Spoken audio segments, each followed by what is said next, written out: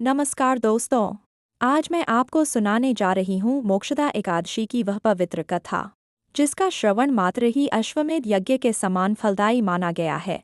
एक समय की बात है जब युधिष्ठिर महाराज ने भगवान श्री कृष्ण से विनम्रता से पूछा, हे माधव, मार्गशीर्ष मास के शुक्ल पक्ष में आने वाली एकादशी कौन सी है और उसका क्या महत्व है?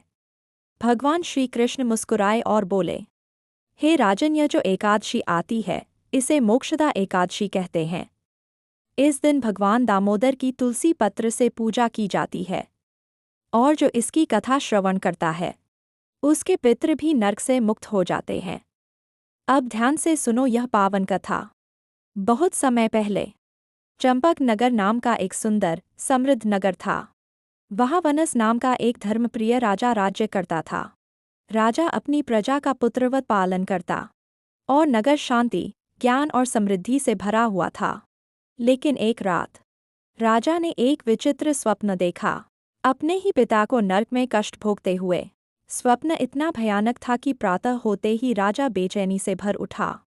वह तुरंत ब्राह्मणों के पास पहुंचा और व्याकुल स्वर में बोला, हे ब्राह्मण देवताओं, मैंने अपने पिता को नरक में पीड़ा सहते देखा है। उन्होंने मुझसे मुक्ति की याचना की, तब से मेरे हृदय में शांति नहीं है। राज्य, धन, परिवार कुछ भी मुझे सुख नहीं दे रहा। कृपा कर कोई उपाय बताइए जिससे मैं अपने पिता का उद्धार करा सकूं। ब्राह्मणों ने उसे सांत्वना देते हुए कहा, हे राजन, पास ही पर्वत ऋषि का आश्रम है। वे भूत, वर्तमान और भविष्य के ज्ञाता हैं। आप उनकी शरण लें, समाधान अवश्य मिलेगा। राजा तुरंत पर्वत ऋषि के आश्रम पहुँचे। वहाँ शांतचित्त योगी ध्यान में लीन थे और बीच में बैठे थे महर्षि पर्वत।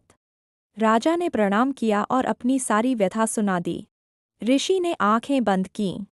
योगबल से राजा के पिता के कर्मों का दर्शन किया और धीरे से बोले, हे राजन, तुम्हारे पिता ने अपने पूर्व जन्म में गलत कर्म किया था।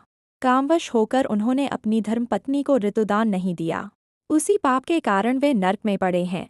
राजा ने हाथ जोड़कर कहा, हे ऋषिवर, कृपा कर कोई मार्ग बताइए। ऋषि ने उत्तर दिया, मार्गशीर्ष शुक्ल पक्ष की मोक्षदा एकादशी का व्रत करो और उसका सारा पुण्य अपने पिता को समर्पित कर दो। यह व्रत उन्हें नरक से अवश्य मुक्त कर देगा। राजा ने मुनि के आदेश का पालन किया।